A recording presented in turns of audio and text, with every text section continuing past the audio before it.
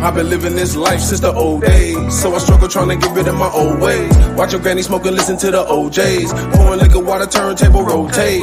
In the city of drive-bys and road rage, when niggas don't usually make it to their old age. Toting poles and scrambling from the old phase. I never thought I'd survive through the old phase. High five for the Tangeray and OJ. 13 when I first got probation. Always in the bullshit like old lady. And had to hit the bullshit from the old ladies. Beginning of the 90s, the end of the 80s. The culmination of the so-called crack baby. The recognition of the psychopath that made me. Then recognizing that the government played me.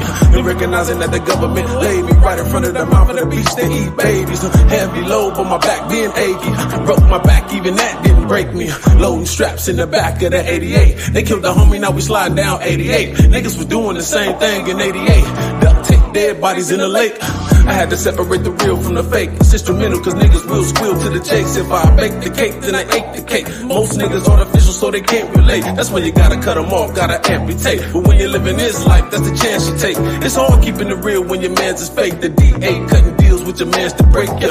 Buttermilk niggas trying to land a lake, yeah. That's how it is in the land of the Lakers. I'm a dark side nigga, so we take from the takers. Rob, steal, kill, anything for the paper. 9mm to the back of your taper. Trials and tribulations, it only get greater later. No favors, haters in all flavors. Triple beam dream, but wishing for 40 acres in the golden state of mind. Some made it out, but this for those who stayed behind. 85% deaf me blind. 10% committing death to the mind.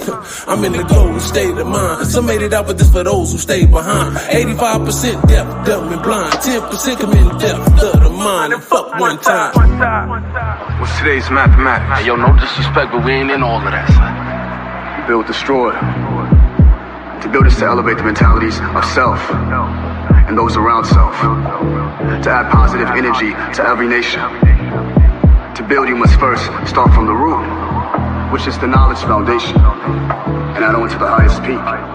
To destroy is to eliminate and destroy any and all negativity that enters my cipher of supreme harmony.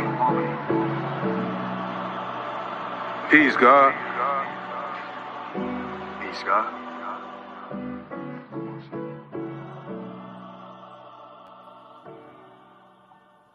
Peace to the gods, peace to the earths, and peace to the whole divine family.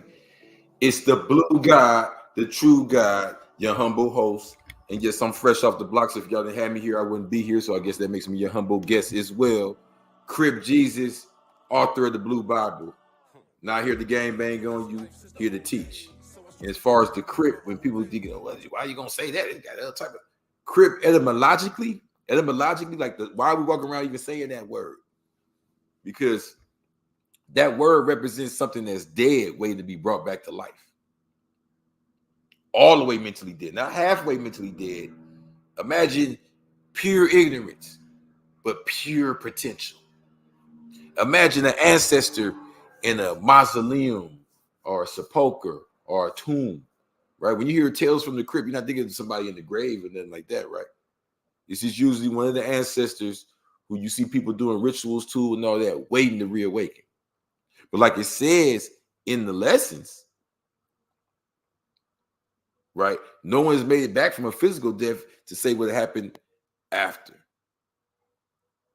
But many have come back from a mental death, right? So, but they were not physically dead, only mentally dead. So that DNA, that ancestor is us. It's inside of us. That crypt waiting to be reawakened. That blood, that one blood that we are, that's understood who we truly are, going all the way back to the tribe of Bani Imran. It got empty cities sitting there waiting for us right now. But who connected those cities with the empty cities sitting there waiting for us in Oklahoma right now? Because we didn't got so lost and forgot who we are. Right? That's the point of all these lessons. It's not for us to argue. It's not for us to say which leader you like the best. It's not for us to say this how you do it, that's how you do it. Each culture gets its respect. But each school of thought for our people, the so-called black, the so-called niggas, the so-called lost and all that up here, is to realize who we are, what we are, where we are, why we're here, when we got here, and what's next. And not any of them things can be answered without answering the other one.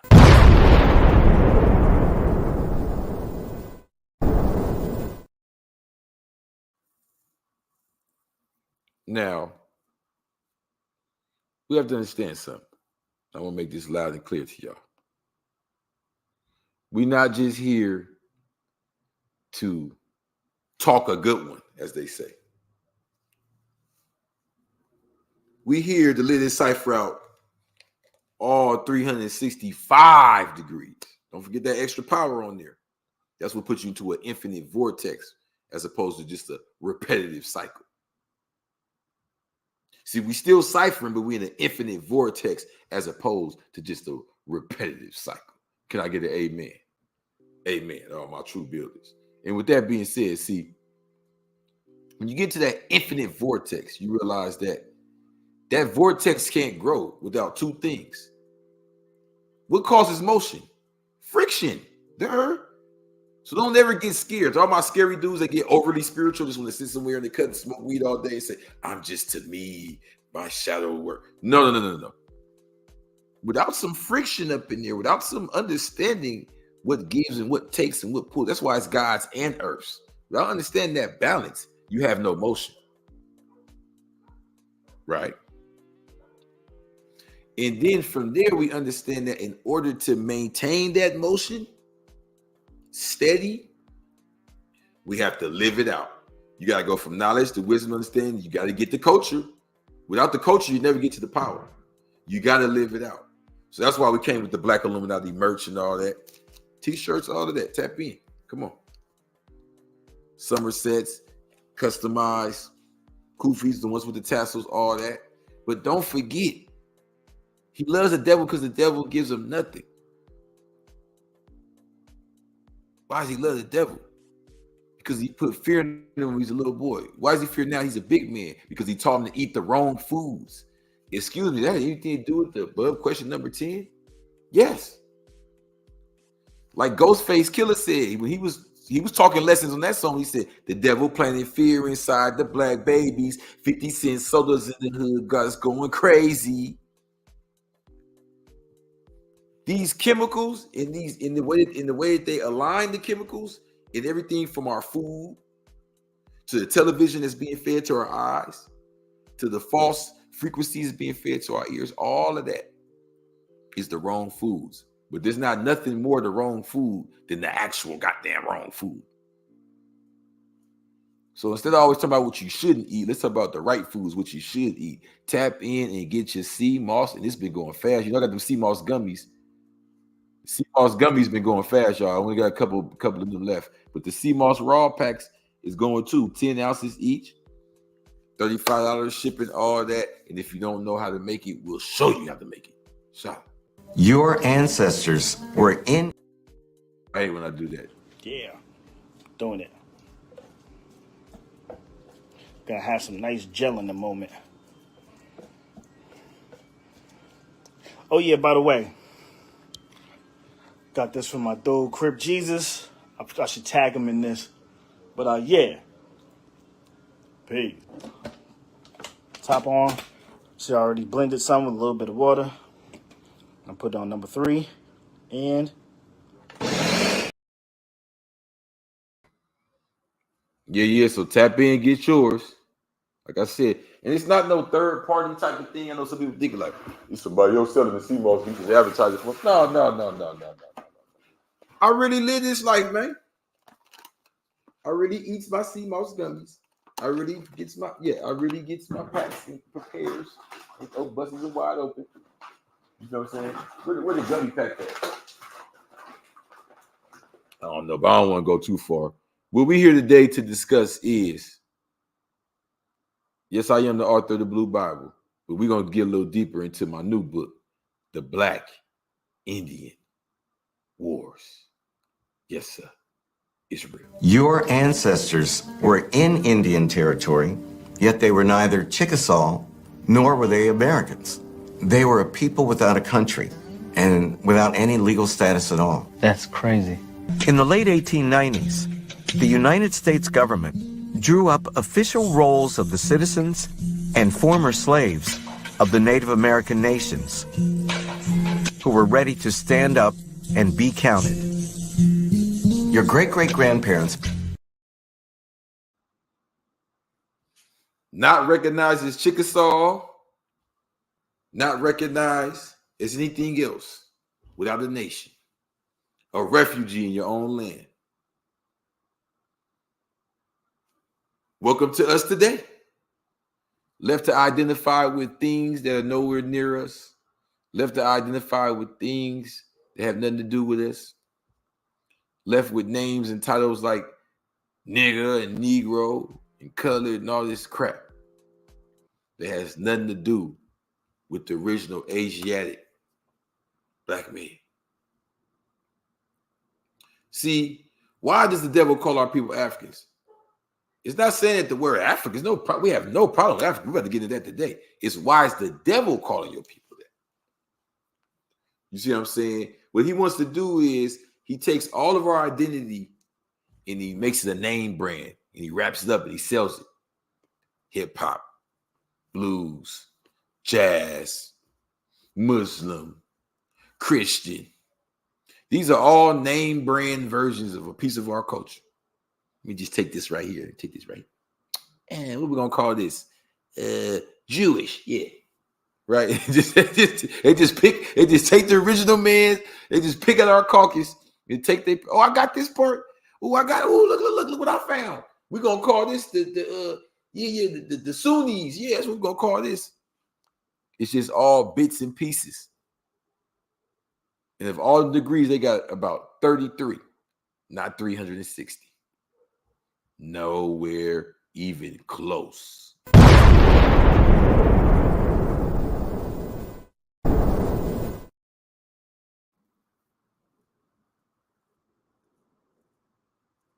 So, in the Blue Bible, we dealt with the lost tribe of Jesus, revealed in the Quran, the Bani Imran, and how I found that going through the journey of the streets in the 5% nation and then meeting Moors in the gang world and all that. And how right in our face, the truth is there. It's how we think. If we think of our people as weak, submissive, divided, then that will be the reality, because reality is perception. When Father Allah walked the streets, he didn't see us as criminals. He didn't see us as dope fiends. He didn't see us as no hope, even though that's the condition we were in at the time. That's not what he saw. And he was returned to the essence, gone within 5 years. He didn't get no run like X and all of them and flying all around and all the girls on him. Woo! None of that. He saw a vision, and it's up to us to see it today, or it never happened. My people perish for lack of vision. So I can't just be the one to see it.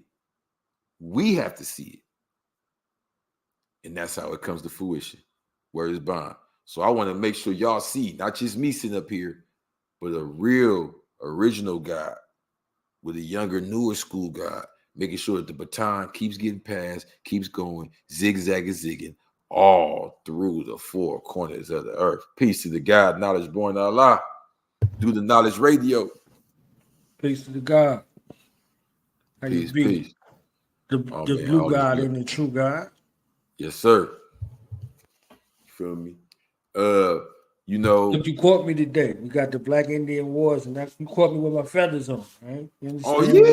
Let's get it. Stand on business. You feel me? And I'm glad we you know what I mean, let's get into that, because a lot of people feel in our conscious community, due to a lack of understanding, that alhamdulillah, we were given in the 5% nation about the zigzag zig and the Asiatics. Let me say I feel, because I'm not in their heads, but I feel like since I've entered the conscious community with the book and everything, a lot of people I run into feel like they have to make a choice if they're down with Africa or if they're down with the originals over here. You get what I'm saying? It's like a divide there or something. Have you ever encountered what feels like that? Yeah, I think that's an excellent question. I think that the separation comes in regards to the family. You don't have to be one at the expense of the other. Mm-hmm. And having an understanding in regards to how things they work. You got two hemispheres of your brain, and you got two sides of your family. So why would you think that with the experimentation that happened on this soil, that we're not in amalgamation? You see what I'm saying? So this amalgamation is something that's seen here, but it's heard everywhere. And it's not an amalgamation in other places. It's just called family. So your family is supposed to be able to provide you with your ascendancy and descendancy. Mm-hmm. So where you come from and who comes from you. You see what I'm saying? So because of the artful trickery, I heard you add on he loves the devil because the devil gives him nothing. So why would you take anything that the devil had to give you?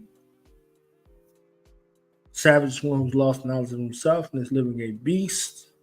Mm-hmm. Like, so in that space of being a savage in pursuit of happiness, we begin to cleave on after the ways and actions of the snake of the grafted type. So the misnomer and the mislabel leads to a misunderstanding. You put wisdom before knowledge, you got a misunderstanding. You see what I'm saying? So because we are in the dark and we rely on the darkness instead of the light, we caught up in that. You see what I'm saying? So we have to we do this or that. We live in this adversarial type of conflict where it's, you know, either you like ice cream or you like potato chips. And then the people who like ice cream, they start going crazy for ice cream. The people who like potato chips start going crazy for the potato chips. And we get caught up in the poor part. And we no longer keep the best part preserved for themselves ever since we made it. So this headdress is of distinction. No different than that crown you got on your head. It's the same. You see what I'm saying? It's the same crown. So we're dealing with the same people. But when we get into the break into that, when we forget who we are, we have to rely on something else as a mechanism. So if somebody taught you this narrative, you cleave to it. Somebody taught you this narrative, you cleave to it because that's all you have. Yeah. You think you betraying your family by not embracing it. Where's bond? You're not giving honor and credence to the land you come from. So that's why you hear the dudes like, how dare you say that all we went through? Right. They feel like they're betraying. If you pro Africa and the struggle and you say anything outside of that, you're betraying the struggle. If you're pro American and the struggle we went through as Indians and anything you say outside that's betraying the makes perfect sense. Yeah. So this is why Malcolm said the same rabid dog that bit me bit you. Mm-hmm. So they thought he was pushing that in a universality type of space. He was addressing the world, but he was addressing the black world because we seen and heard everywhere. You see what I'm saying? So when we're dealing with that, and this is why the term original comes into play, because when you start looking at any landmass on the planet, we original to all of the land masses. So it ain't even, you just dealing with a different aspect of your family. You know what I'm saying? Like you're dealing with a different aspect of your family. So when can you go, where can you go find your people? Everywhere. Everywhere you go, you can find your people. So you cleaving onto one particular aspect of your identity because that's your socialization. You see what I'm saying? So if you're dealing with 196,940,000 square miles, or you're not. You understand what I'm saying? Yeah. Are we father of civilizations or God of the universe or not? You see what I'm saying? Father of civilization, God of the universe or not? Yeah, dudes want to pick they hood, they corner, they section. Right. Look, I don't blame them. Tribalism is real. And when it's really time to get down with the get down, right? If I could quote you, when it's time to get down for the get down, you ain't got no clue who's gonna be in that tribe. But they've been watching you. You see what I'm saying? They've been doing analysis to you. So we don't get caught in that. We're dealing with the best part, not the poor part. Our questions is, who are the 85, 10, and 5% on the poor part of the planet Earth? Because if we were on the best part and we kept the best part preserved for ourselves ever since we made it, there would have to be no distinction. Because we would be 100% all wise and doing everything right in that. But since we journeying and swimming that 9,000 miles, because we'll swim it to go back home, wherever that home is. But that 9,000 miles could be 2 steps. You see what I'm saying? So if you looking at a landmass in regards to the distance, no, you're talking about the diameter of your thinking. That shift in thought that needs to take place in order for you to swim that 9,000 miles. So that 180-degree turn is 9. That 360-degree turn is 9. You see what I'm saying? That 720 is 9. That 540 is 9. So that born, where you adding these ciphers, what are you borning yourself back into? These particular ciphers. Back into who you were before you fell. You see what I'm saying? Before you fell for the interorientation or interpretation, depending on who gave you a lesson at what time. So we have to reorient our psyche back around the space in regards of a holistic approach versus this fractionalization. You know what I mean? That's why we add on versus detract and subtract. Words bound. So a lot seen heard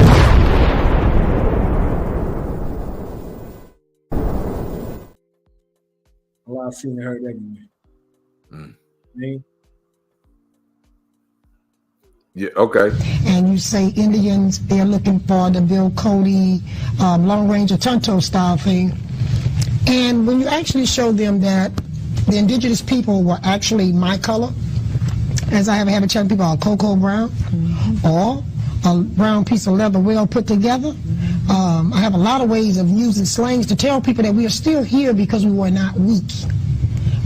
We were here before DeSoto and Christopher Columbus. We have to be strong to make it through those disasters. So, who, what, where? When we're asked who is the original, and we give an Asiatic and black, it's for the purpose of why this is called the Black Indian Wars. Because like the sister just said, when they realize the indigenous people are my color. So the whole point of this book, I'm showing people, why are we even using black as the adjective for the Indian? Because as we see today, a grafting going on amongst, like you just said, original of all nations. Are we dealing with the 196,940,000 square miles or not? Australia, Africa, Europe, here, the original is going to always be the melanated dark, just like the original olive, the original avocado, original banana, original corn. They're all dark. They're all the source, right? So the indigenous people who had their nationality stripped away, they're not signed in. They don't have the treaties. They're not on reservations. They've had their land occupied, as we see right now. As we need to understand who and what's going on. So a lot of people probably thinks this book is going to begin in Mississippi somewhere. And I'm gonna say my grandma and her tribe. No, we're gonna start this like the lessons say. You feel me?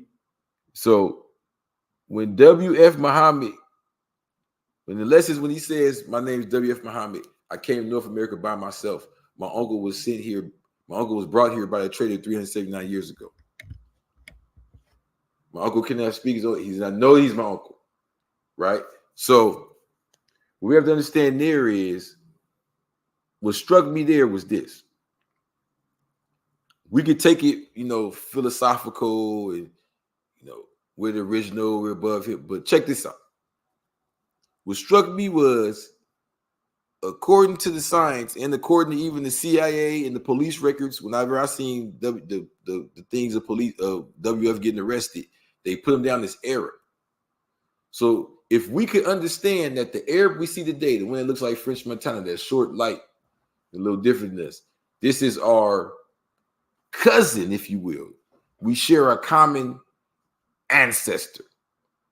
Our forefathers are his forefathers' brothers. Even geographically, if you look to the east of West Africa, Northwest Africa, and all these famous lands that have been involved with Islam since the beginning, since the 600s, 700s, 800s. We're not just talking about, oh, brother, did you know this was us? We should get, oh, brother, religion. I hear a lot of people argue about religion. Oh, the Arabs did this, or the Christians did that. We're not talking about that. We're saying bloodlines. Like when you talk about the Sephardic Jews, you know how people just say Jews? The Sephardic Jews, the ones of actual blood. These are the Sharifian Muslim, Arab, whatever you want to call it. These are the ones that are actually of these specific bloodlines. And that's dealing with Africa, which is dealing with Spain and Portugal, which is where this Black Indian Wars began. Well, this is it. According to how I write it is in. Let me just put it up there. So in 1492, that's a picture of Muhammad XII, right? So I put. Hold on. Was the first Thanksgiving in Plymouth 1621? No, the first Thanksgiving took place on November 25th, 1491, when the Granada War ended with Muhammad XII Boabdil signing the Treaty of Granada. His signature alone surrendered the last territory controlled by the Black, melanated, indigenous Indian people of Europe to the Catholic invaders. What does the fall of Granada have to do with the so-called Black Indians of North America? The Catholic invaders agreed on a plan to invade all of the Moors protected lands in 1479 with the signing of the Treaty of Alcacovas. This plan was created 13 years before 1492 and included lands across the Atlantic Ocean in modern-day America. Their key to success was Muhammad Boabdil handing them the keys to the Moors' last fortified city in Europe. It is written that he was so embarrassed he didn't even warn the Moors. On January 1st, 1492, he disappeared into the night. Those left behind fought until their death. Hold on. The survivors fled south to Africa and west to the Americas. Others converted to Catholicism and became part of the Spanish population known as Moriscos. So when you hear about Moriscos getting expelled out of the Iberian Peninsula, or you hear about them converting to under the Catholic crown and becoming conquistadors or leading them into these lands, what you have to understand when you're hearing all of this is all dealing with these islands that are around Iberia, which is the bottom of Europe, West Africa, the top of there, in the Atlantic Ocean, leading over here to Florida, Georgia, the Carolinas.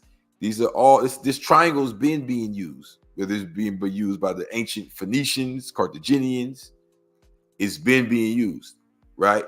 So the connection there, as far as recognizing them people as our brothers, our cousins, it has less to do with religion and a lot more to do with bloodlines.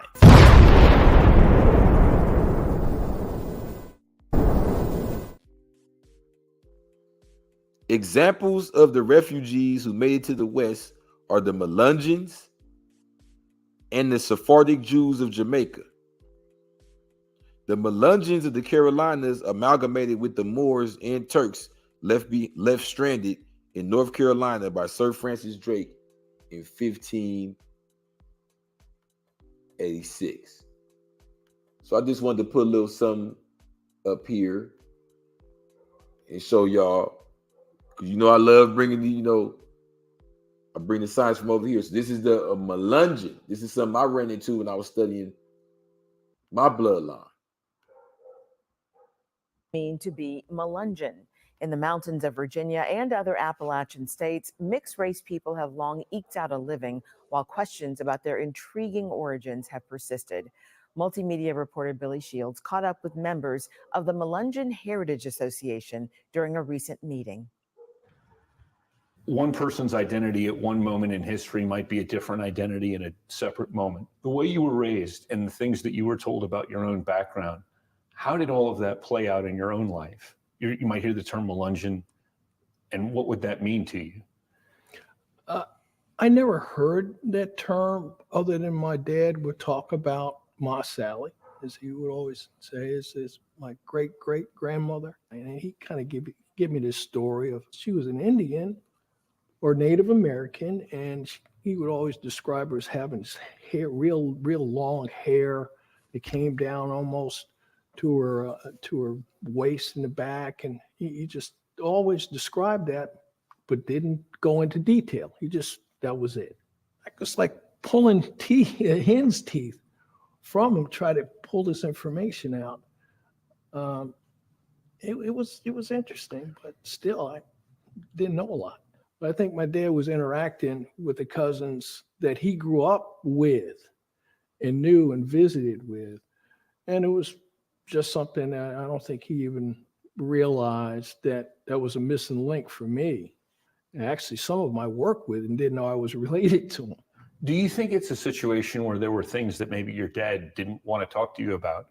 Perhaps this was a more complicated narrative than he wanted to go into. My dad really didn't. I think he was more protecting me from a lot of the things and things that were going on during that time in North Carolina and also in Virginia, just coming from the north to the south. We always traveled early in the morning.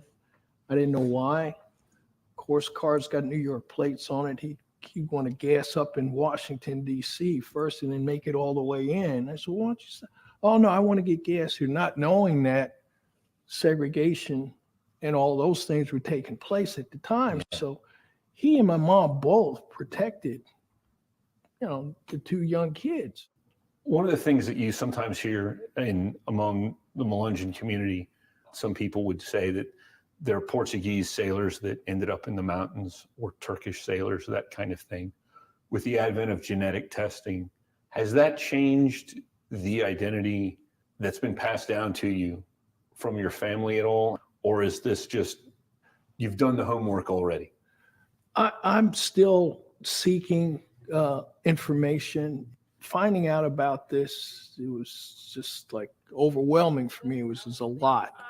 My cousin Beverly introduced me to a lot of the history and a lot of information. And I've been reading and talking to people and the like, and just to hear about the Melungeons or the Maroon community, so to speak. And I pay attention to people, especially in Virginia, or when I go to the western part of Virginia, or even other areas in North Carolina, looking at the bone structure of people, looking at their faces, the eyes and all. I say, oh, look at the cheeks, And I'm looking at all these things, and sometimes I have actually run into somebody that is actually Native American because I see a T-shirt that they may have, but they're not as dark complexion as I am. Or even other and a lot of information, and I've been information. Has that changed at the time? Yeah. So he and my mom both protected, the two young kids.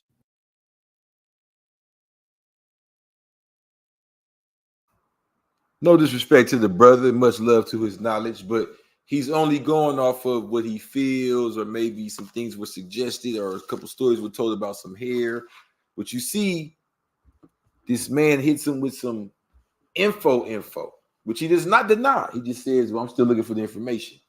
But he talks about Turkish sailors. You know what I'm saying? So these are the brothers of Muhammad's father, right? These are the ancestors. This is going all the way back to the Almohad Empire, when you have people writing about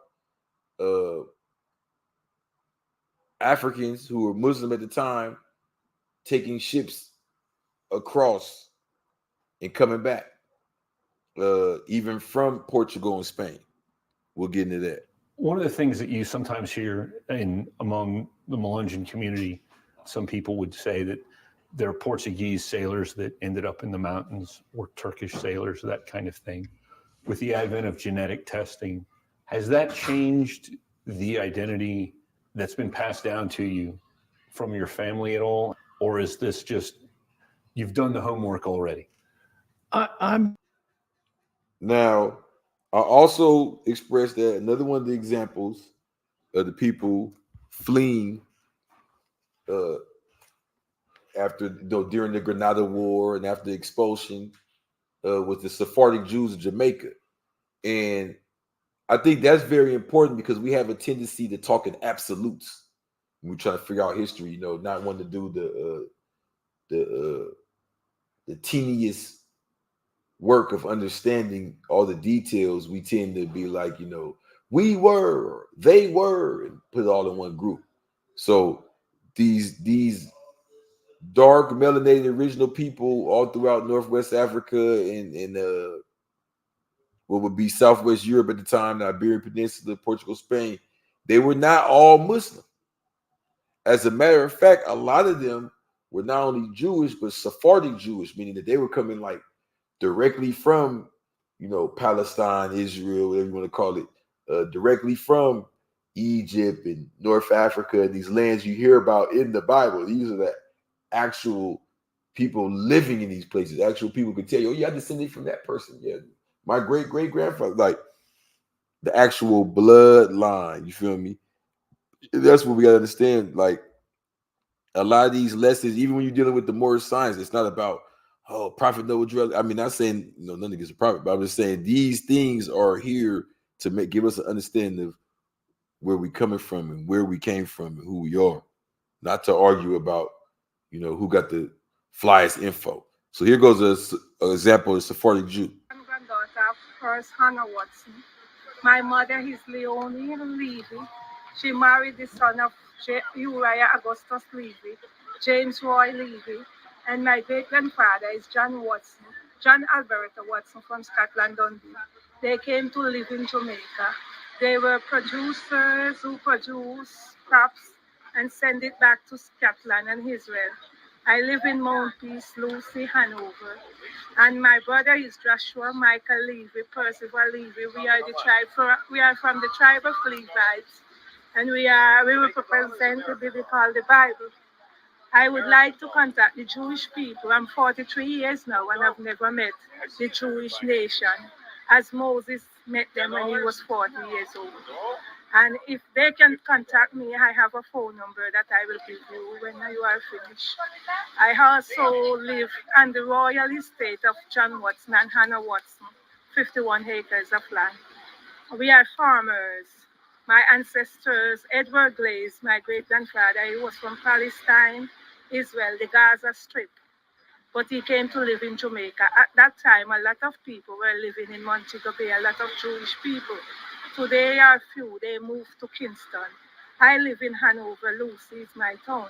Well, it would be great if the parish council took an active interest in it, directing people there, putting, possibly including it in any brochures, local or tourist brochures, about Lucy and the historical significance of the Jewish cemetery. Well, I haven't really know when they stopped using this cemetery. All I know it was been here and it's been overgrown and it's been closed for a long time. And I've known maintenance I've done on it before, a couple of years ago. I can't recall the time, you know what I mean? But I know my friend here, Mr. Goldstein, he was a Jew that I know he was here. And I pointed out to him and tell him my interest in it with the Providence Society that would like to restore it, and make it into an attraction that, the development of Lucy and the rich heritage of Lucy, and to know that people know where Lucy is coming from. That is not only a town, or it's not only a tree that hang over. It has a lot more to offer to the tourist industry now than ever before, I think that the graves here, the most recent burial was still in around 1877. So the cemetery has been closed for a while.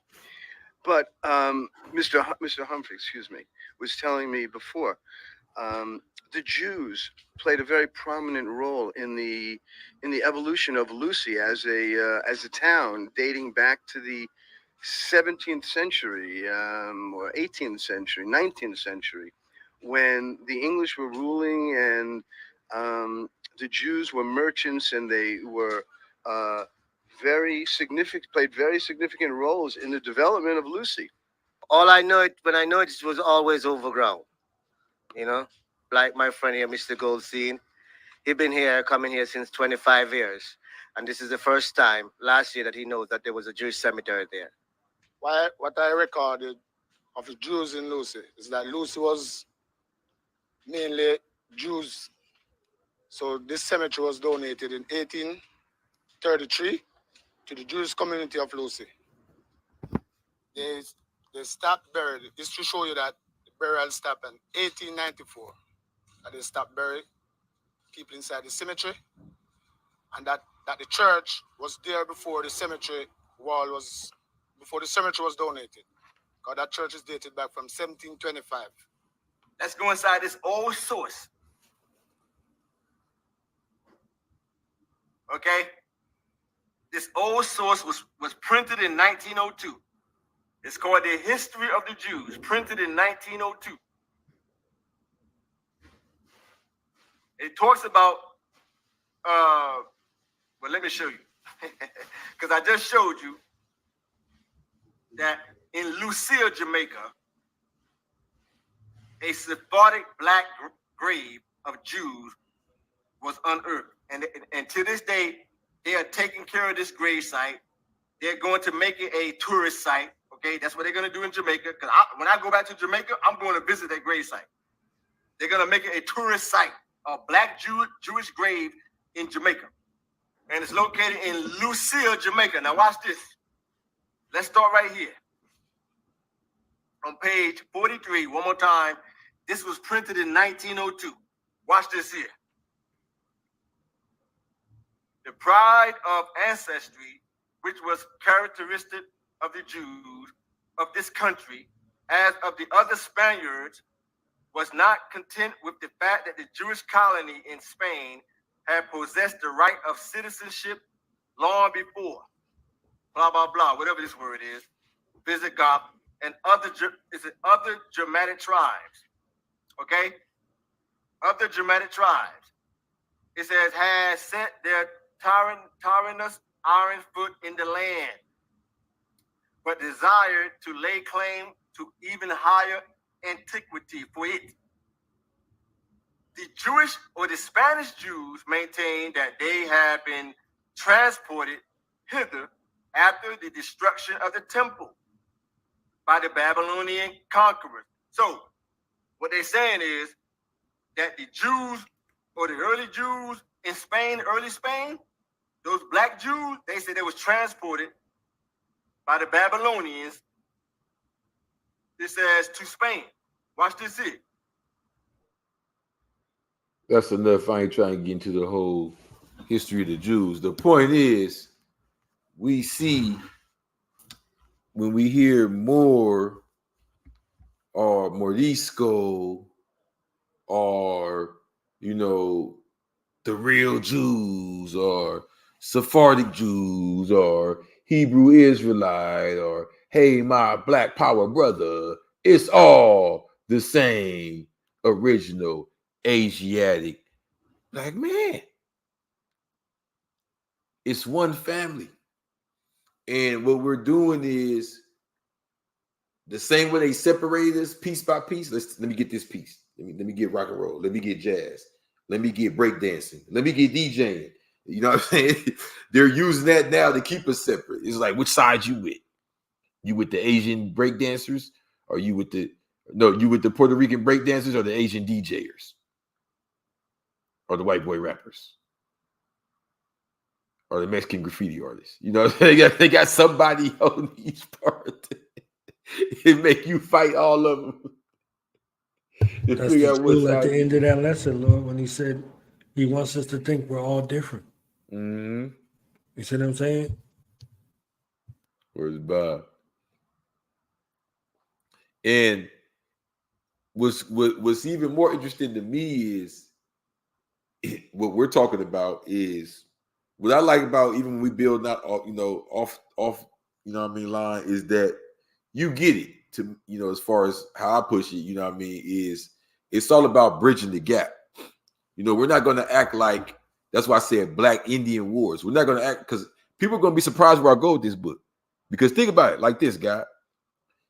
Even though we've been sold this concept over here, you know, African, even we see this, us being knowledgeable brothers, how many, as much as people push the narrative that Africa means, you know, anybody Black, how many people, when you start talking about anything imperial or, you know, of that romantic vibe in Africa is something else now. You know, Egypt is no longer Africa no more when you start talking like that. You know, Morocco is no longer Africa anymore when you start talking like that, right? Even the people there will look different and be like, oh, no, we're not y'all. So it's the same thing there. There's indigenous people in Morocco not getting what they got coming, living in the mountains and all that over there. In what, you get what I'm saying? Well, there's somebody like French Montana that looks like that. Nothing against him. I've heard his story. He come from I'm saying someone of that phenotype standing over them, like it just said in the last video, claiming antiquity. You know.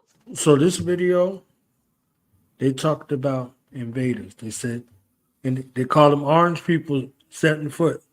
Right? Don't miss the little subtle cues, right? And then in the previous video, he talked about maroons.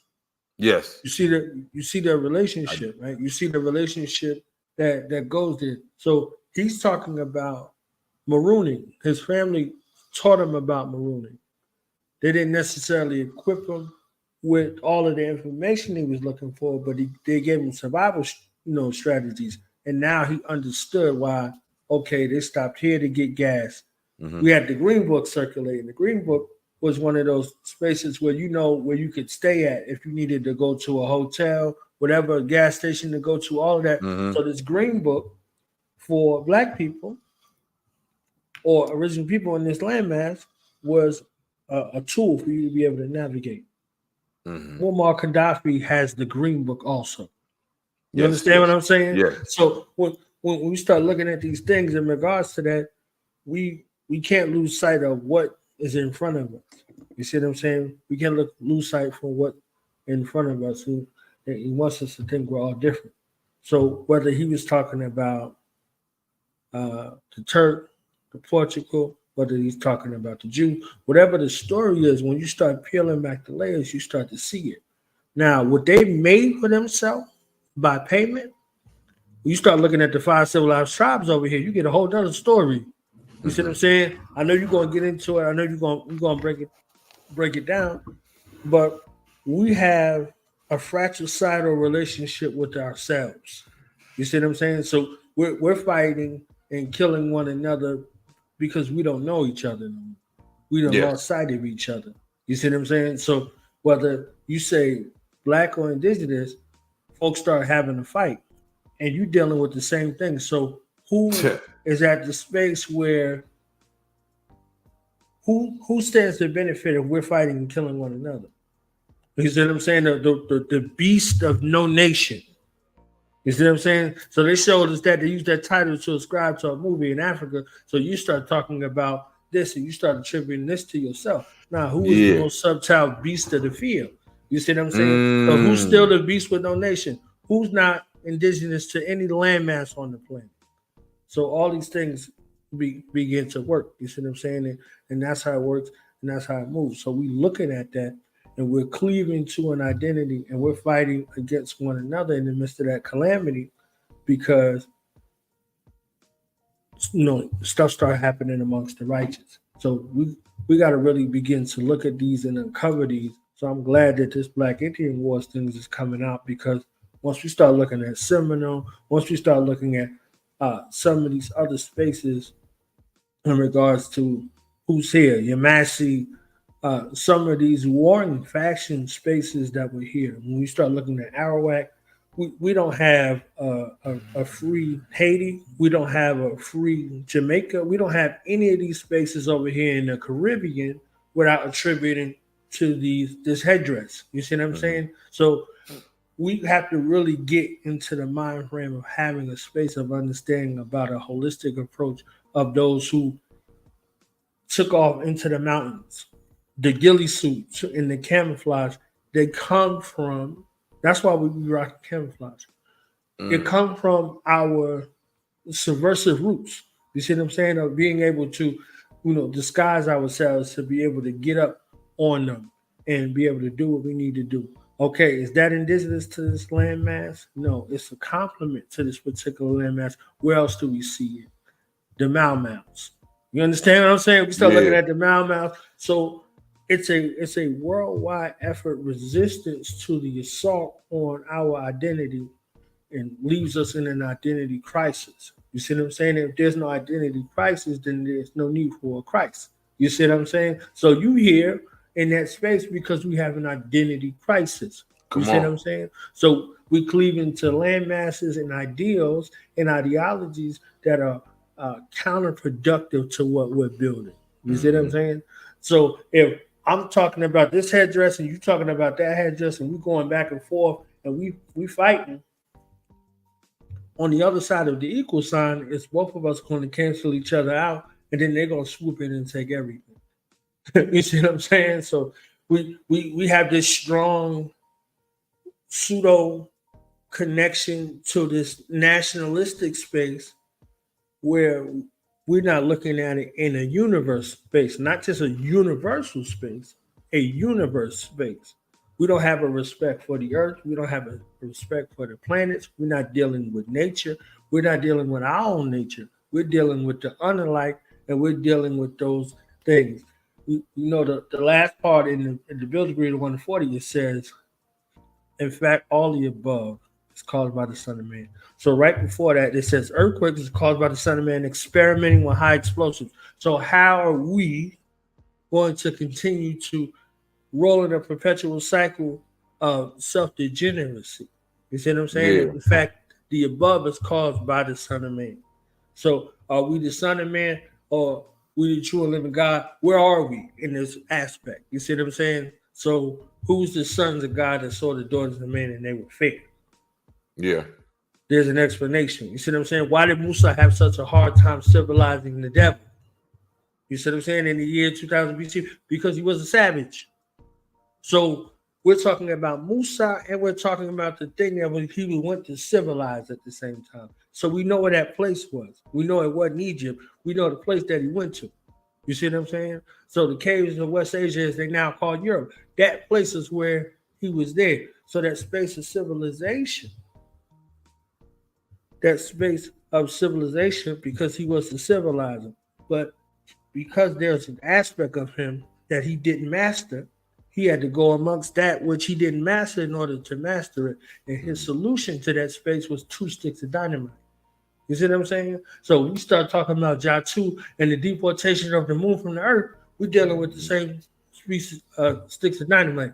So we cannot deal with this after we come to this conclusion 379 years ago. We find ourselves in the same damn loop. Yeah. Being fooled. You see what I'm saying? Nowadays, by the same space of trick knowledge, or Yakub's forgotten trick knowledge. You know what I mean? So that's the space where I'm glad that you are approaching this from a scholastic perspective, and you're getting persecuted for the righteous sake like you always did. You understand what I'm saying? So if you ain't expect to get persecuted 2,000 years ago, 20,000 years ago, you right here, right now. You see what I'm saying? 2,000 years later, and they looking for you, and they looking at you at the same time. They're like, man, we waiting for you to come, and you here. Just like they didn't get you then, they're not going to get you now. But those who from amongst you, they'll be able to see you for who you are and not for who you appear to be based on somebody else's interpretation. That's understanding. You see what I'm saying? So where's the bum? And see,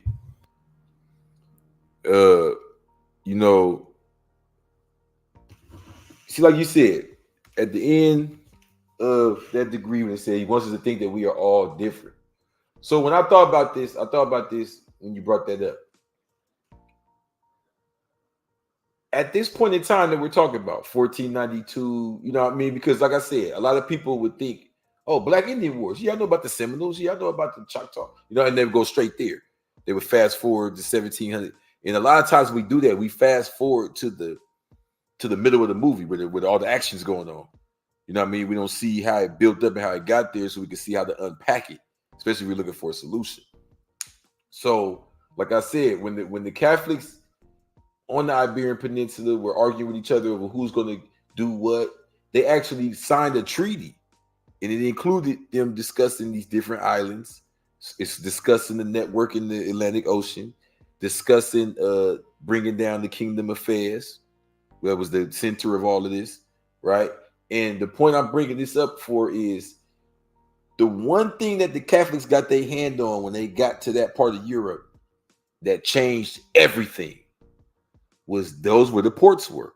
That was the connection. Like you said, it was think that we're all different. It's how they separate. To make devil, what must you first do? To make devil, you must start by separating, you know what I mean? Original. So this is where they came to separation. Now everyone over here is separated from everyone over there because we're sitting here in the middle now. You gotta go through us to get over there to get. No, you can't even go right there. You can't. You get what I'm saying? So by separating that cross Atlantic connection there, this is how they separated us from ourselves. This is why we don't know that we're his uncle, right? Because we don't realize who we are. So this is why I always bring this up from a scholastic point of view, is because when I get to connecting this gap of time here from when they were in the Dark Ages, because think about it, the reason it's not even always just the direct erasing of information. I think a lot of us forget, because we put the European on such a high pedestal because of the way we've been brainwashed, that a lot of this information the white man just came into. He just came out the Dark Ages. So during those Dark Ages was golden ages for the people in Africa, Asia, what we now call the Americas, right? And during those golden ages for us, there was a lot going on that is not necessarily documented in Latin, Greek, English. You know, it wasn't going on. They were illiterate in Europe at this time. These languages weren't even thriving at this time to even record this stuff. You feel me? When Mansa Musa did that legendary Hajj that they still talk about 1,000 years later, when he went over there and told them about the ships coming to America, that was recorded in Arabic. That was recorded in Egypt by Muslim scholars. You get what I'm saying? So it's not just about, oh yeah, did you hear this name and that bloodline? So get down and take your shahada and probably pray 5 times a day. No, it's about understanding that you might have to go to Muslim scholars to get some of this information. You might have to go to some Arabic, you know what I mean, sources to get some of this information. So, let me put this up there. Page 10. The Muslim scholars, get y'all a copy of the Black Indian Wars. So, the Muslim scholar Al-Sharif Al-Idrizi wrote about the people of Northwest Africa, Morocco, Mauritania, etc., traveling to the Americas 400 years before Christopher Columbus during the Almohad Empire of the 12th century. Source: Dr. Abdullah Hakim Quick, The History of Islam, the African and Muslim Discovery of America Before Columbus. After the Arabs forced the Romans and Goths out of North Africa, most Berbers adopted Muhammad as their prophet and Islam as their religion. Likewise, the Arabs inherited the Berbers' maritime culture, which had been thriving in the Atlantic Ocean since the age of the Carthaginian and Phoenician empires. Right? So, while we keep looking at it as a religious movement, we have to understand this religious movement was about resurrection of our traditions and cultures and empires that had already been there. You feel what I'm saying? That's why we're talking student in Rome. Islam has no beginning, no end. It's older than the sun, moon, and stars. We're talking about our culture. You feel me? Being resurrected against the Romans and Goths that was in Africa at the time. We ran them up out of there. Who was the Carthaginians? Who we talking about? Hannibal and them. You see Come on, exactly. Yeah. All around that Mediterranean, same location, same people, different. You can't era. rule a civilization or start a civilization to even rule if you're not near a waterway.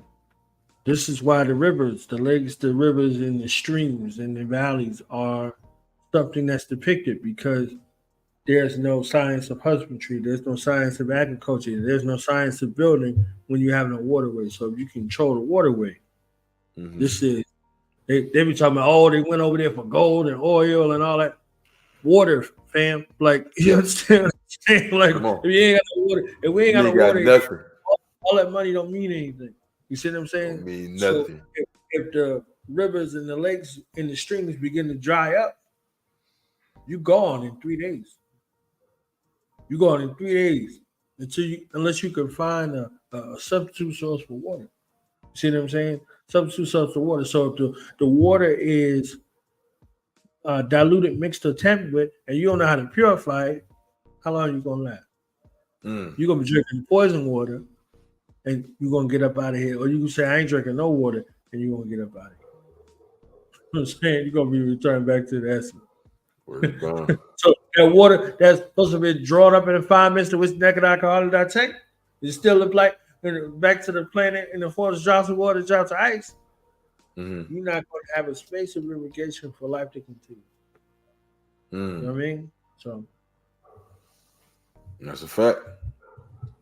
You see, this is why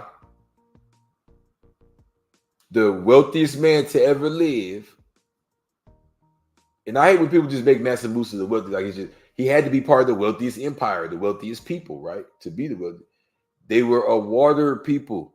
They were people who explored the oceans and the seas and were known for all the trade in operations they had going on all them islands off the coast.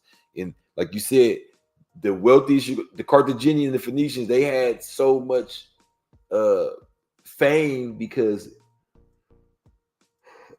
they were waterfaring people. They ran the what would be called the marine now. They controlled the waters. You couldn't, like you said, you could only expand so far. You couldn't get across the waters. You had to answer them. This is why they were the wealthiest on the earth. This is why they were the most powerful on the earth. They controlled the waters. And what was the most profitable part of the water? Like we talk about, we're not just talking about the 57,255,000 square miles of land right now. We're not just talking about the 139,685,000 square miles of water right now. We're talking about the whole entire 196,940,000 square miles of the whole earth. And what it appears to be is the part that you see the most crossing activity is that Mediterranean in that Strait of Gibraltar right there. And this is what the European was able to get his hands on and change the game for himself forever.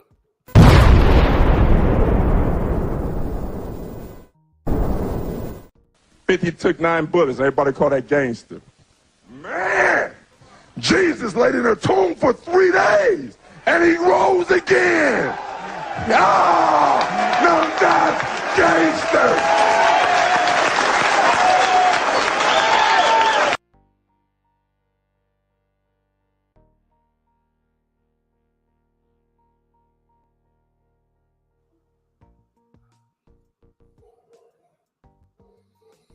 Your location is very important. So here we go. This is not 6,000 years ago in ancient Neverland. This is not, some mythical flying in the air. This is the real Mansa Musa, real human being, really recorded down on paper, documentary. You want to fly out there and see where he was at? It's all real. Yes, just like me and you. He's all the racist profile, the so-called sub-Saharan, the dark, the Mandigo, Mandinka. He's all of that. Richest man ever lived. One of the greatest intellectuals ever lived. Transformed Timbuktu into something never saw on this earth. Funded one of the biggest, greatest collections of books in the library since Library of Alexandria. It said he built a mosque every Friday during his Hajj. I mean, we can go on and on and on about Mansa Musa, but the main point that's related to us and what we're talking about is what made them the wealthiest was the fact that they had connection to the water of waters. Even the currents that went on off the west coast of Africa got them. They studied them to a point where they could use the currents to float wherever they wanted to in the earth. Now, the real question is, what is the significance of Mansa Musa to Black history? It was recorded in Cairo, Egypt, that the Sultan before him prepared 2,000 ships to explore the Americas. This story was recorded by the Muslim historian Al-Umari during the Musa's pilgrimage to Mecca in 1324. At this point in time, most Europeans had no idea of the world outside of Europe. They were illiterate and surrounded by Muslim empires to the east, west, and south. See what I'm saying? Going again to my point that it's imperative for us to understand ourselves to look for sources outside of Western academia because they just don't got it. You know what I mean? They just have a limit to what they know and what they understand and their experience in the earth. You feel me? Everything's not in his story. Like the Florida Seminoles that are there now, that's not original Florida Seminoles. Gotcha. Okay, that's why if you look at the Caribbeans, they have Seminoles there too. Because black people are already here, bro. So it's, yeah. So you tell me, if you look at history, yeah, they're put down like when they brought all the Germans, people that they brought. Yeah, exactly. But they don't, but okay, where's ours? If y'all brought so many slaves over here, then where's that at? Because it's a lot. But when they came here, the blacks were like, no, y'all know this. That y'all, we were never slaves to y'all. You know what I'm saying? So they fought. They had like 3 Seminole Wars in Florida, won all of them. They don't say that in history.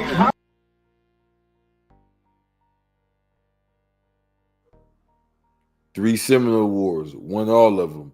They don't say that in history. You know what I found interesting the more I do my study?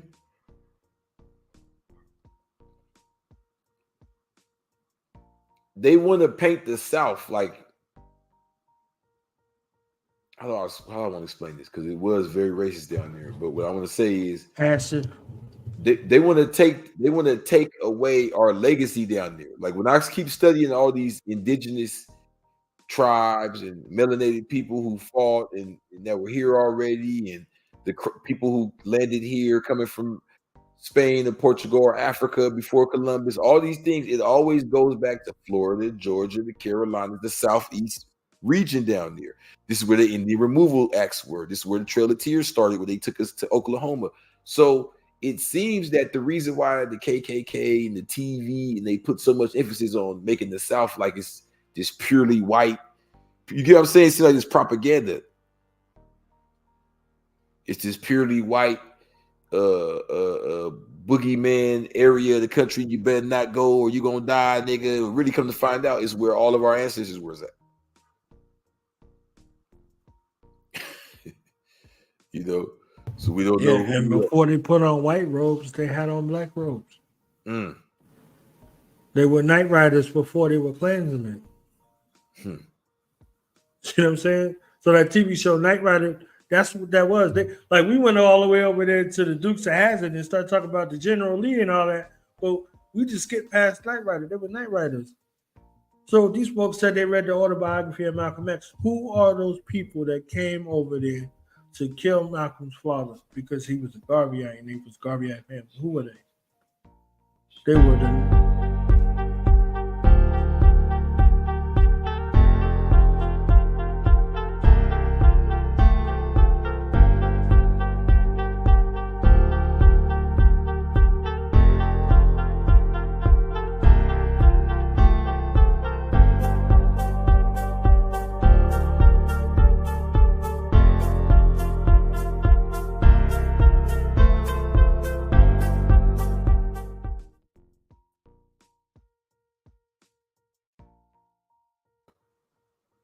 There it go, the Night Riders. There we go, right here. Let's get into it. So you see it right here. The Night Riders, name given to the militant characteristic faction of tobacco farmers during a popular resistance to the monopolistic practices of the American Tobacco Company of James B. Duke. Look at him. You see what I'm saying? So this is the thing that gave rise to the Ku Klux Klan. So we show. I saw an interview earlier with Daniel Kuya, the guy who was in Judas and the Black Messiah, and they was talking about the Judas. You see what I'm saying? We were looking at the Judas, but we weren't looking at the entity that sent the Judas. You see what I'm saying? Yeah. So he's like, this guy is the Judas, but this guy was a pawn, like Judas was a pawn. You see what I'm saying? So the occupied space. We attributed a lot of that to that, but we're talking about these militant. Look at the description that they give to these people that was in this faction. So they don't play about how this represented in history. I just want to read it one more time real quick. The Night Riders begin to attack and terrorize it. Where we at? Let's go back. Night Riders was the name given to by the press. You see that? The name given by the press. So they was identified as the Night Riders to the militant terrorist faction of tobacco farmers during the popular resistance to the monopolistic practices of the American Tobacco Company. So these people, this corporation, had mobilized this faction to appear as if they're in resistance to this monopoly that's happening. In this monopoly, they came through with the Hegelian dialectic. So they have the problem and the solution. So now check this out. Groups of a more militant faction of farmers, trained and led by Dr. David A. Amos of Caldwell County, Kentucky, resorted to terrorism, most notably the lynching of the Walker family, the lynching of Captain Quentin Rankin, and the kidnapping of Colonel R.Z. Taylor, becoming known as the Night Riders due to their nighttime activities. They also targeted and destroyed the tobacco warehouses of ATC. This is how they started. This ain't the Seminole Wars. Tell me this ain't the Maroons. Tell me this ain't the Dahomey that's in Louisiana. Tell me that these night raids. Tell me this ain't the Mau Mau's that's doing the same night raids. Exactly. You see what I'm saying? So they're the Night Riders and they're dressed in black. So when they switched to this psychosis later on, they put white on to appear ghost-like. They put this white on to appear ghost-like to frighten black people at night. You see what I'm saying? So we seeing spirits naturally, but we like, what are these ghost-like figures? You see what I'm saying? So you talking about these Night Riders that were in black, or they had the what you call it, sacks over their head. So if you see the Dark Knight movie or Batman Begins, you see the guy that's there that's eliciting fear, Scarecrow. What does he have on his? He puts that sack over his head. You see what I'm saying? Yeah. So that's a emotional trigger, a spiritual trigger, but also a physical trigger because of the sex forms. The sackcloth over your head, and it made you mate with your mother. You understand what I'm saying? That's where mother, the word mother really comes from. You see what I'm saying? It comes from that space right there where they would have you interbreed with your mother on these sex forms. You see what I'm saying? So that sackcloth that they're showing over the head, they later adapted to a whole black robe and then a hood and all of those things. And then it went from the black hoods and robes to the white hoods and the robes. And the highest guy up in the clan, he wear the black joint. You see what I'm saying? So you start looking at these things. So this is why folks are saying black has no standing in law, because there's a connection to death. But whose death was it?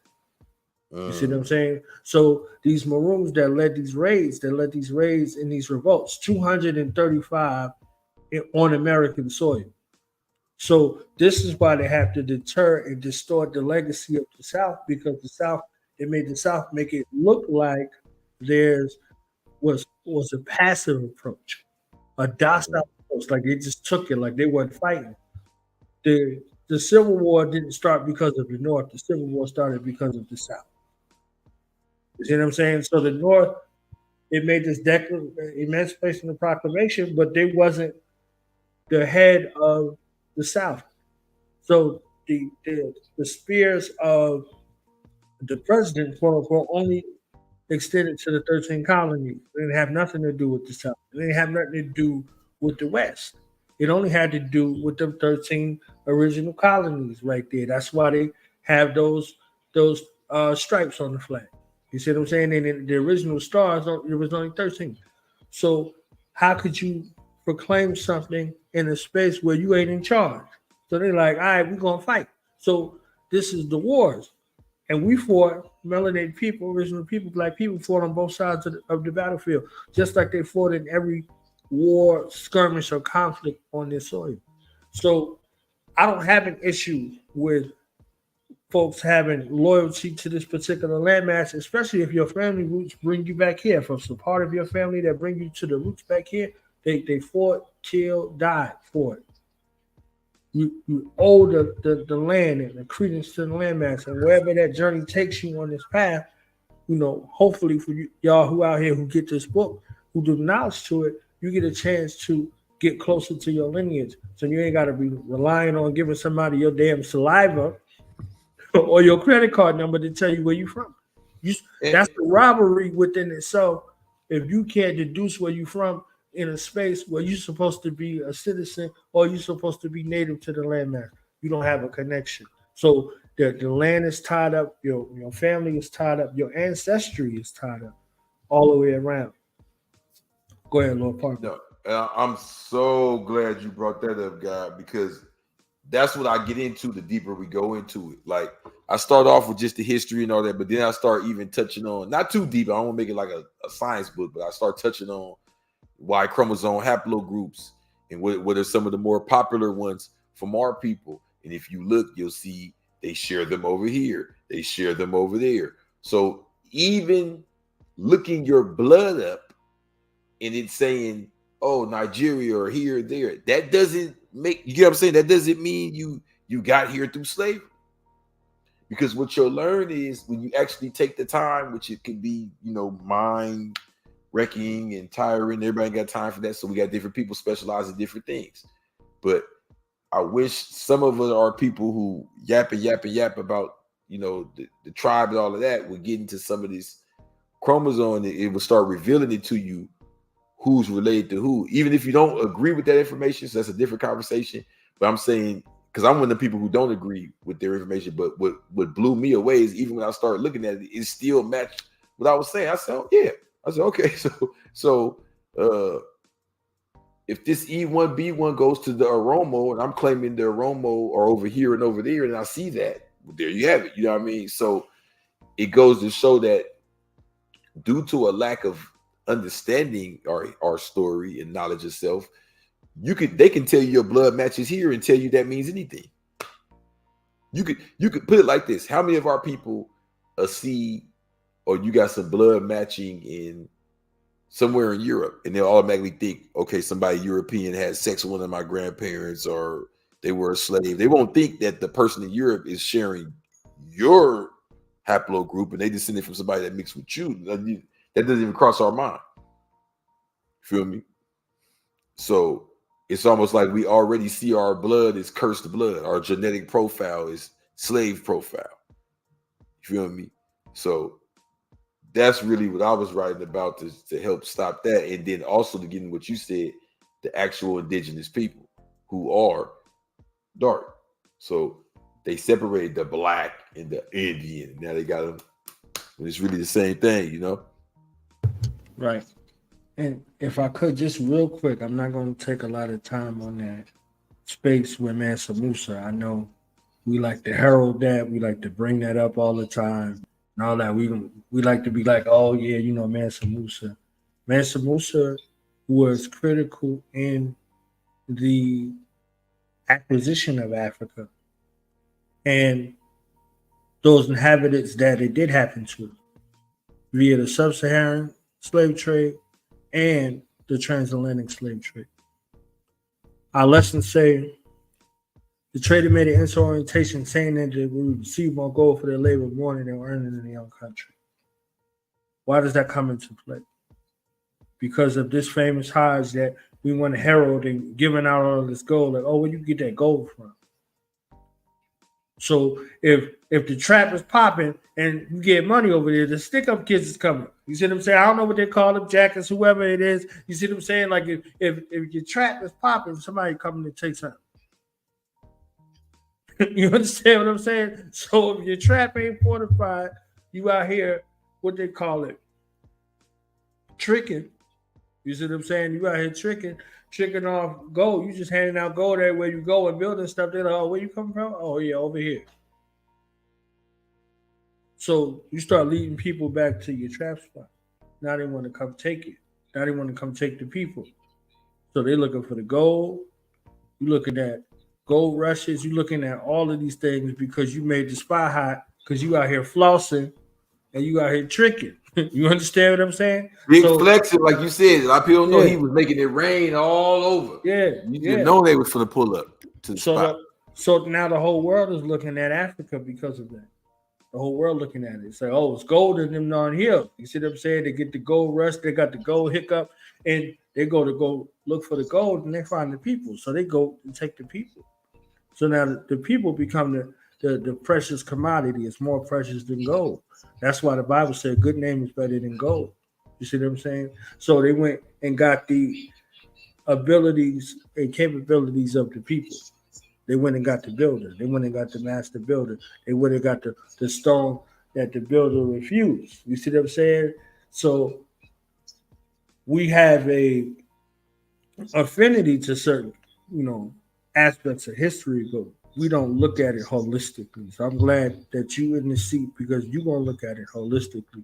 You're not in a space to where, okay, this is my particular stance. So I'm married to it in that sense. Like, nah, you're gonna look at it like there are things that you could say was righteous, but there's another space where it's wicked. And one of these days, if you want me to, I could come down and break that whole science down in no limited time. You see what I'm saying? This is why Musa had such a hard time civilizing the devil in the year 2000 BC. You see what I'm saying? Like that's a whole degree. That's a whole degree for a particular reason. And then just that degree alone, you could break it down point by point in regards to it. It's in the biblical narrative. The Most Honorable Elijah Muhammad told us who was in the garden. You understand what I'm saying? All of that stuff, the Garden of Eden and the Adamites and mankind, let us make man versus, man existing. You see what I'm saying? The sons of God, seeing the daughters of man. All of that stuff all relates to this degree that I'm speaking about right now. You see what I'm saying? So that, and then why did we run Yaqub to the other aspect of why did we run Yaqub and his made devil from the root of civilization on hot Arabian deserts to the caves of West Asia as they now call Europe? What's the meaning of EUROPE? How long ago? You see what I'm saying? Like all of these questions that are there that led to this research is empirical data. There's empirical data and evidence that is supported in regards to recordings. And you dropped a jewel today when you said look for it in Arabic. You see what I'm saying? Because the slave trade was not illegal. They got 1,000-year sub-Saharan slave trade record over here. Don't forget the Arab slave trade was what, 2,000 years? So 2,000 years. And that's over there. You see what I'm saying? So from over there to over here. So later on, you start looking at Portugal and Spain and all these other places in Europe, but they have an envoy in regards to how to get these particular practices, and then the actual tactics, techniques, and procedures of torture that was there, that was inherited from all of that was done, including the eunuchs and all that other shit in regards to that. So when we look at it, we got to look at it holistically. So if we want to put on a fez or a turban or any of that, we got to remember what come along with that. You see what I'm saying? It's a real deal. It's a real deal. So whether we look at it from the Israeli perspective or we look at it from the Ottoman Turk perspective, we got to be real in regards to who we are, where we are. And even though we have roots in these particular land masses, the amalgamated ones that came after don't owe any allegiance. You know what I'm saying? So this is why we can't get caught up in the situation where we fighting ourselves and the world continue to take that to the bank. You know what I mean? So I just wanted to add that in right quick. No, that's Make a sure fact. y'all pre-order this book right here. No, See look, what I'm saying? I want to add on to what you said out the Blue Bible. It backs up exactly what you said. So look, poor families rush to America thirsty to help the government steal our gold, names, and lands. After being forced west during the Trail of Tears, we were followed by migrants looking for gold. There was the gold rush of North Carolina, Georgia, Alabama, and California. This phenomenon began in West Africa. Europeans learned of the wealthiest man to ever live after his pilgrimage to Mecca in 1324. His name was Mansa Musa, Sultan of the ancient Mali Empire. He circulated so much gold in Egypt that it couldn't be traded after he left. The inflation lasted 12 years and he became famous. Yeah, that's what attracted them. They what's going on over there? They saw the smoke and knew it was fire.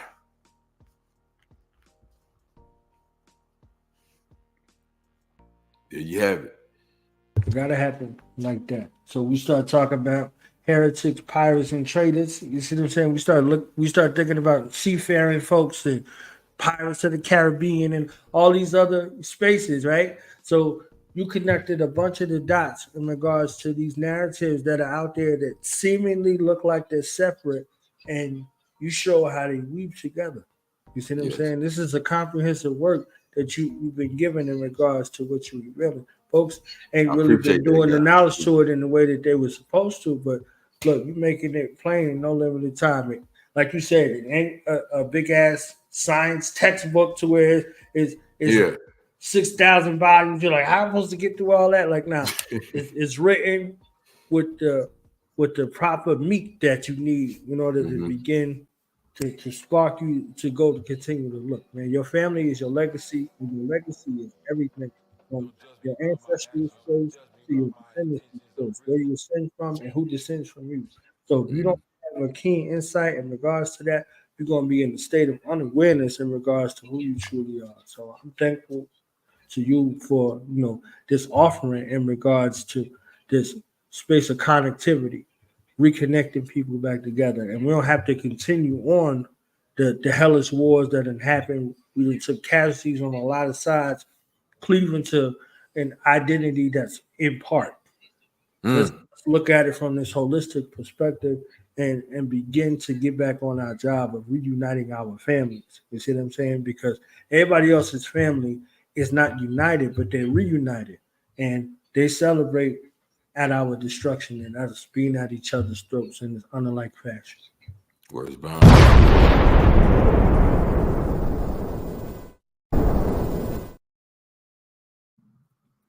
So for those that just got here or don't know, you know what I'm saying, when we do air this, we are advertising right now the Black Indian Wars. Yeah, doing it. When I do that. And you say Indians, they're looking for the Bill Cody long-range Tonto style thing. And when you actually show them that the indigenous people were actually my color, as I have a habit telling people, are cocoa brown, or a brown piece of leather well put together. I have a lot of ways of using slangs to tell people that we are still here because we were not weak. We were here before De Soto and Christopher Columbus. You have to be strong to make it through those disasters. Yes, sir. Yes, sir. And let them know, guy, you know what I mean, introduce whatever, let them know about your channel, all that, guy, before we bounce up out of here. You find me on Do the Nines Radio. You know what I'm saying? It's how it's spelled right there. DOTHAKNOWLEDDERADIO. Over 3,000 episodes strong and still recorded. I wanted to give a shout out and a rest in peace to two dynamic men that have made a sincere impact on our community and in my life personally. Our brother Baba Sekou Odinga, may he continue to rise in power. Today is his born day, and our brother who gave us the ability to be able to name the names, to peel back the layers and begin to uncover Our brother Baba Steve Coakley Sr., peace and blessings be upon him and his royal family. Over 5,000 lectures on everything under the sun as it relates to our culture. So check our brother out. Honest to our freedom fighter. May Allah be pleased with him. Sekou Odinga. And thanks to you for this invitation over here to be able to add on with you. True and living God, the blue God, the true God. You understand what I'm saying? Being a man God in regards to proper stewardship of our information and reawakening us to our identity. You making the lame to be able to walk, the blind to see, and raising us from a dead state of mental, emotional, and spiritual unawareness. I appreciate that, guy. His light, man. Salute, man. Much love, God. I appreciate that. And you know, we gotta hit him from every angle. You know, like I said, you feed the eyes what you see, you feed the mouth what you eat, but you also feed the ears what you hear. So I didn't take it back to old school, because if they ever pull the plug on all of this, what are we gonna do all this digital music that don't exist? Physical copies. So yeah, tap in with me, y'all, man. Let me see if I still got the advertisement up there. This is $13 CD of unreleased music. It's not no pre-order no more. It's out now. But I'll still send you like the YouTube and the files and the links and all that. So if you old school like me, you still got a CD player, tap in with me. You feel what I'm saying? I'm gonna shoot one over there. I don't know if y'all got a CD player over there. I'm gonna shoot one over there and do the Knowledge Radio. Yeah, tap in with me. Yeah, yo. Tap in with me. I'm like Master P out the back of the truck with this one. If for y'all that don't know, let me play something for y'all. Some of this unreleased. It really do go hard. And with that being said, we out of here. It's the guys. Peace. Hey.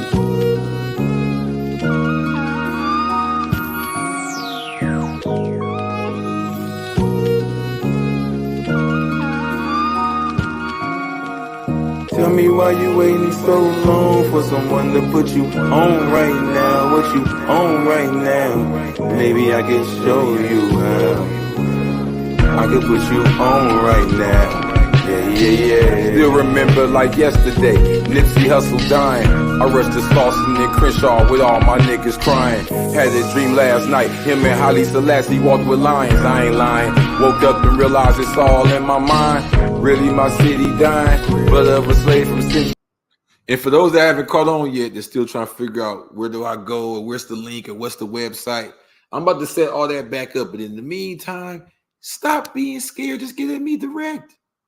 I love building with my people, because we built up the Black Illuminati this year. Man, we got everything from lawyers to scammers to hustlers to intellectuals, the people that's going to be lawyers and doctors. The Black Illuminati is going to take it there. So tap in with me direct. And if you don't want to talk, I understand, just text direct. That way I can see you any other things that's coming along, keep you updated, all that. Let's go. So that's the number right there, 310-487-9147. Peace. We together. America, I'm really a mind. Screaming free Palestine. Still drinking alkaline. Still remember they killed Malcolm X right in the Audubon. Damn, for real. Knew I was Asiatic soon as Nas and AZ rapped it. I don't just make back what I spend, I take it, make it backflip. Out of state paper chasing, taking chances. Yeah, deep inside they all really love me. All my haters catfish. If you're looking for me, I'm somewhere in the stars.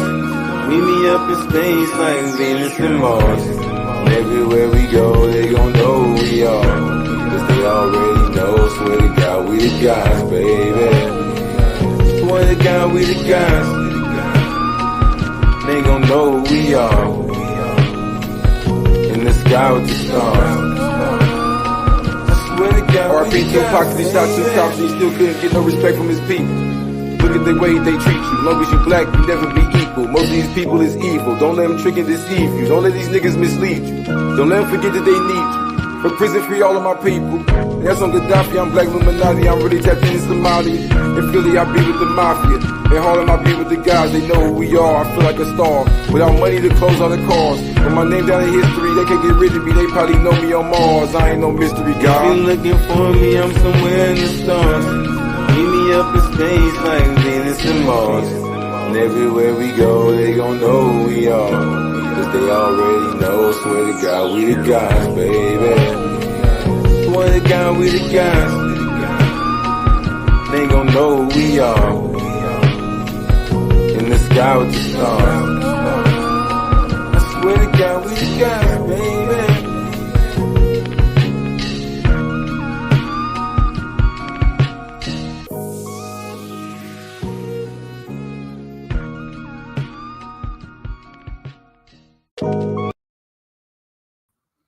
And if you still around, stop sleeping. Let me play one more. Let me play one more of these unreleased for you. Just in case you still sleep. You still sleep, huh? Shit. Now let's meditate and separate from the RH negative, slow, repetitive, low vibrational drugs and sedatives. Baby, let me take you up higher you ever been. I'll be your medicine, and you can talk to me, baby. I'll be your reverend. I'm digging your melanin. I'm leaving fingerprints everywhere like evidence. Give it to me one time, I won't be negligent. I'm exactly what I say I am, I'm medicine. You exactly what I think you is, the element. Wanna be a higher frequency when you think of me. Knocking on your door like Halloween, no trick or treat. I wanna be the one that you call.